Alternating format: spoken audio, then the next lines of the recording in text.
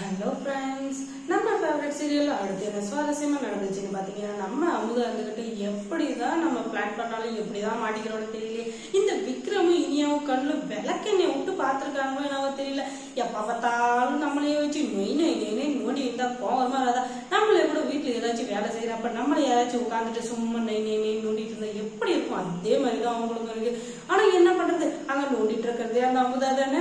அவளுக்கு திருடனுக்கு தேல் கொட்டினா எப்படி இருக்குமோ அந்த மாதிரி தவிச்சிட்டு இருக்கா.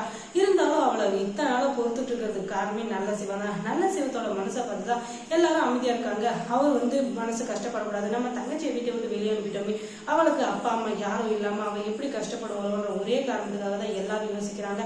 ஆனா அதே அட்வான்டேஜா வச்சுக்கிட்டு இந்த அமுதா பண்ற இது இருக்கே, ஐயோ தாங்க முடியலப்பா. இருந்தாலும் என்ன பண்றது, அவளுக்காக சரியான பதிலீடு கொடுத்துதானே ஆகணும். அதுக்கான பதிலடியை இப்ப கரெக்டா கொடுக்க போறாரு நம்ம விக்ரம் என்ன பண்ண போறாரு அப்படின்னு பாக்குறீங்க. எல்லாத்தையும் நம்ம இனியாதான் போய் சொல்லிடுறாங்க.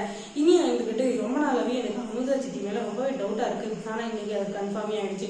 யாரோ ஒருத்தன் 5000 கேட்கறான், இவங்களும் எடுத்து கொடுக்குறாங்க, நம்மளுக்கு இவங்க என்ன சம்மந்தம் சொல்லுங்க அப்படின்னு சொல்ல, ஓஹோ இதை நான் என்னுடைய போலீஸ் இன்வெஸ்டிகேஷனை தான் விசாரிக்கணும். இப்படி விசாரிச்சா அவங்க எந்த உண்மையும் சொல்ல மாட்டாங்க. சரி நீ அமைதியை நான் கண்டுபிடிக்கிறேன் அப்படின்னு சொல்லிட்டு இவர் பாட்டுக்கு ஒரு இடத்துக்கு வர சொல்லி அங்க வச்சு எல்லாத்தையும் விசாரிக்கிறாங்க.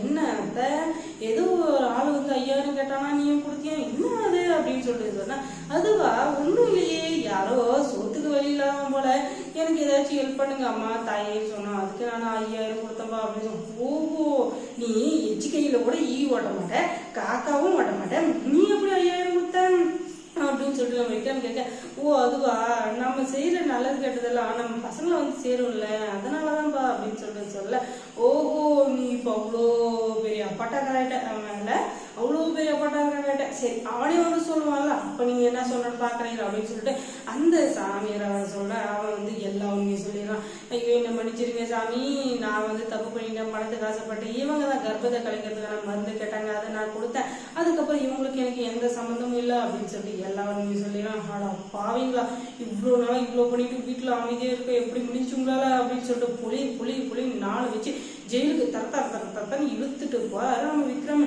அதுக்கப்புறம் வாயவே திறக்கலங்க. அந்த கிளவி அமைதியே கமுக்காணி மாதிரி நின்றுட்டு இருக்கு. ஆடி பாவி, இவ்வளவு பெரிய வேலையை செஞ்சா வீட்டுல எல்லாரும் ஒரு சின்ன குழந்தை பிறக்காத, அந்த குழந்தைய தூக்கி கொஞ்சம் மாட்டவங்க எவ்வளவு ஆசையோட எவ்வளவு இதுவோட இருக்காங்க.